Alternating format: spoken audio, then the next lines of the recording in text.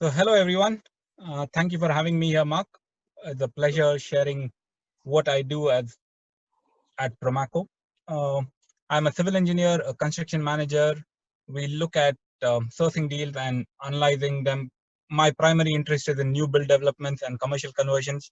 At the same time, we help developers with offering them a complete end-to-end service for conversions and turnkey solution. Today, I'm here to talk to you about how we do deal analysis and project appraisal. So in this presentation, I would be covering what is property business, a snapshot. What are the cost parameters that you need to factor in while looking at a deal, be it any of these strategies for that matter. How do you get your revenue parameters? Where do you get your benchmarking from and how to go about it? At the end of it, the profitability indicators and what do you put into a project appraisal document? When you approach a financing company with a project appraisal document, they are more happy about it because everything is organized and put into a good format and template, easy for them to look for information rather than having to go searching for information. So what are the strategies that we have in property market? It's rent to rent, buy to let, flip, conversions, land where you just take land and get planning onto it and create an uplift, or land with development after planning. Irrespective of what strategy you do, at the end of it, you're looking to add value, and then you either hold on to it and sell it, or you do a multi-let, or you do it as a single let. So for each one of these strategies, what is it that you need to look at? So before we go on to, this is something that I like to share, and I give credit to McKinsey for this, for having taught me how to go about. When you're looking at especially a financial model or anything, when you're trying to list something, it's always better to use a MECE approach. MECE stands for mutually exclusive, collectively exhaustive. So which means you're not repeating a same parameter twice, but collectively you're ensuring you have covered all your bases. So let's start with the first one, which is the acquisition cost. So what are the things covered in the acquisition cost? So first being your purchase cost, what you agree with the vendor, stamp duty, sourcing fee, and legal fees. Next comes value add cost. So all your professional fees, be it your architect, be it your structural engineer, your building regs, your QS, your project management, your CDM, and all of those will be covered by professional fees, including your new build warranties. Uh, your then comes your actual build or refurbishment cost, depending on what your end use is, whether you're going to do furnishing for the house or not. And guys, remember, it's always better to add a good amount of contingency because you don't know when what would go wrong, and having contingency gives you that additional buffer. Obviously, if alhamdulillah nothing goes wrong, then you have at the end of it that contingency, which is your profit. But in case things go wrong, you have contingency to tap into. Later comes your operational cost. This specific element is to be considered when you're holding on to the asset and letting it out and you are involved in the operational phase. So like your council tax, your utilities, your cleaning, laundry if you're doing service accommodation, which is not a good time for, your insurance, maintenance, and then referencing fees. Then comes, if you're selling it on, you obviously need to factor in your agent and your commission, whoever is going to be your marketing, helping you with marketing. If you're doing it yourself, then you need to build in a cost for your own marketing team. Then remember, while you're selling it as well, there is a legal cost that you need to factor in. Most tend to forget that you have a legal cost twice. Even if you're refinancing, you still need to have a legal cost in place because at that stage you're doing a whole new set of contracts. Last but not the least, if you're financing, this is where exactly like I said, at refinance as well, you need to have a legal cost to be incurred. So you have your interest, you have your valuation of your project, you have, which is going to be done by an RICS surveyor appointed by the financing company. Even though they appoint them, you still need to pay for it. You have your legal fee, you need to pay for your broker, you need to pay for arrangement fee and an exit fee. Exit fee is invariably applicable if you are exiting the project earlier than the term for which you have taken the loan. Guys, please ask me to slow down in case I'm going too fast and you want me to hold on somewhere.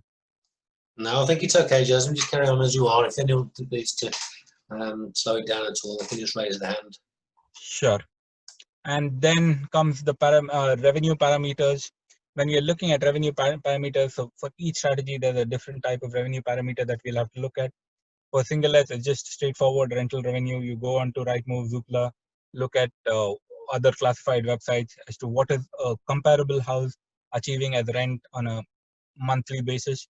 You could also phone the local estate agents, ask them, tell them if they had to market this, how much they would get you the rent for, and what would be their cost, and do they have the bandwidth to take on an additional property. So when you approach them, always ensure it's more like you are giving them more business rather than just taking information from them, So, and then multi-let, if you're doing for a service accommodation, obviously booking.com or Airbnb. For HMOs, we use spare room. You can get a specific thing from spare room, a quick indication, but another trick in the trade is putting dummy ads. But however, you still need to be very careful. If spare room identified your email ID, they could block you. And if you're using this as care homes, you could speak to your local CCGs, check your local council, and they should be able to help you. If you're selling it on, again, local estate agents, sold price, land registry, and other properties, similar properties in spec, size that are being sold on the same street or within 0.25 mile radius from your plot is what will help you realize. If you're looking at selling a land, flipping a land, you'll have to work backwards in terms of what is the GDV, less the profit of 25% plus, less all costs, what is the bottom value, because at the end of the day, when you're selling it, it should be a win-win for everyone. Okay, so if you want to do a deal analysis for a rent-to-rent, be it multi-let, HMO, or a service accommodation, what are the costs that you need to factor in? You have obviously your upfront or one-time costs, as well as you have your recurring costs. So your upfront cost are your referencing fees of your limited company, the deposits that you need to pay, minor refurbs, your furnishing, and your sourcing fee. If that's in case you decide not to source it yourself, you're using a sourcing agent. Whereas the list of your recurring costs is quite lengthy, and you need to ensure you have all of this factored in. The rent that you pay, the council tax. And remember, guys, if you're doing council tax now, the regulations are changing. You're not paying council tax for a property as a whole. You're still paying, if in a HMO, you're paying council tax for each room occupied. And you cannot pass that on to the tenant, because for them, it would not be value for money to pay that additional 25 quid. So you need to be careful and ensure you're factored in those costs. Your utility costs, your cleaning, weekly cleaning costs, laundry, if it's a service accommodation, your insurance, maintenance, management. In case you are not managing, you have a management agent in place. If you're paying any commission to OTAs or anything for service accommodations, and in case to fund the one-time upfront cost, if you have taken any loans or it is on lease or anything as such, so the interest and repayment of those have to be factored in. At the end of the day, it's your revenue, which is your gross revenue per month. The indicator over here is you need to find your net cash flow, which is your revenue less the recurring costs. Then break even is your upfront cost divided by the net cash flow.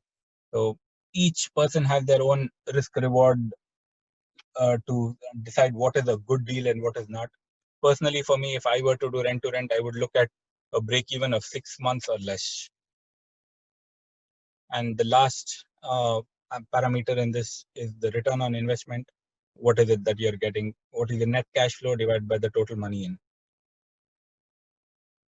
Now, for all the other strategies where you buy, hold, the cost parameters that you need to factor have already been defined, but this is a table where I normally populate and hold on to my costs, all onto all my parameters, so I ensure I am not missing out anything. So you have your purchase costs, you have your development costs, then you have your sales and accounting costs. Yeah, accounting, even though minimal, is always better to account for, have factored in when you're trying to raise financing from lenders. The moment they see that you have been quite exhaustive with your costs and you have accounted for every single cost that you would incur, they are more confident in giving you a better loan in terms of the terms at which you get your loan. So in your exit strategy for conversions and development, you have two strategies. One, you either sell, you pay up all your loans and then you take your profits, or you have where you hold and then you do a commercial valuation based on the rent and refinance.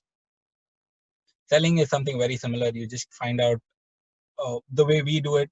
Initially, we do it is find the gross GDV per unit, like be it as per square foot or square meter, that's ongoing in an area. You could use apps like Nimbus and Land Insight to get that readily. If you don't have access to that, you could look at houses that are being sold, find out their area, the price, and then per square meter. So then multiply that by the area of the house that you are doing. That's one way. Second way, to validate what you are looking at is to speak to estate agents. So it's always better to do both, because that way you're not depending on one and going wrong in any which way. So there's always a secondary and tertiary layer of validation for your GDV estimates. If you are holding all the units, you need to find out what is the rental revenue. I will tell you where we can look at. Herschel is going to be talking next. You could speak to him in terms of depending on the exit strategy that you have, how you need to set up your SPV from a tax point of view, because it will have an impact on the exit and the profitability that you hold. So this is the profitability indicators for the first strategy of selling, where you have your gross profits, your profits percentage, and your return on capital employed. So profit percentage in a good deal has to be minimum 25%. Anything over 25 is good. Lenders look at 20 plus. If you have anything over 20, then they will look at funding your deal. If it is about 25, it's even better for them. So basically, the reason why we say about 25 is at this stage of the project, you're still at a very beginning and you don't know what could go wrong during the life cycle of the project. So that additional 5% gives you that buffer. If anything goes wrong, it's still over 20 and they are covered. Below 20, lenders don't tend to look at those deals from a funding point of view. Now, your second exit strategy, how do you calculate your commercial revenue when you're looking at a block of apartments? So you calculate your yearly revenue, then you divide that yearly revenue by 125% to get your net revenue. This may not be the actual number, but this is how RICS Redbook prescribes the valuation methodology. This dividing by 125% basically helps you knock off voids. And then, so you get the actual commercial value of the asset is the net revenue divided by the 5-year interest rate, which is set by the Bank of England, and other commercial brokers have it as well. I don't remember what was it now. About a few weeks ago, it was, I think, for 3.75%. And the refinance will be 75% of the asset value. You could also look at 70% maybe, given the current scenario. And the total cash you either pull out or leave into the deal is the refinance minus the asset value. If this is positive, happy days. If that is negative, look at it from, you have say 20 block of flats and you're leaving about 25,000. So that's roughly about 1,200 that you're leaving, 1,250 that you're leaving in the deal per unit. So that's agreeable. So your yield is your yearly revenue by the project cost. Your return on investment is your net revenue into 100 by capital employed. In this case, if you're leaving the cash in, you pulled out everything else, you're leaving some money in. So rather than capital employed, look at cash left in the deal. What is your return on investment? If you're able to pull out all the money that you're leaving in the deal within a period of 1 to 2 years, that I still think is a good deal. So I guess we are on the last slide of my presentation. What should your BPIM cover? What does BPIM mean? BPIM is Brief Project Information Memorandum, or what you would call a project appraisal document. So it should touch upon what project you're looking at, the location, what are the locational advantages, why would people come there, what is the existing site conditions, what are you planning to do as your proposed works, how much time do you think all the work would go on. And it's always better to support these documents with annexures. Those annexures will come from your power team. And lastly, in that, you should have your exit strategy. So they have clear understanding of where they are going to get their money back from. And so while in the first section, you just talk about it, the next set of sections about revenue estimates, cost estimates, and your financial analysis is all about your numbers, supporting where those numbers are coming from, who has given you those estimates, and talking about it, and finally showing in the financial analysis that this is the profit that you could get. And another important parameter that you need to ensure you have included is about yourself. They want to know, rather than in addition to the project, they want to know the people behind the project. They want to know what their experience has been, what qualifications do they hold to do this project.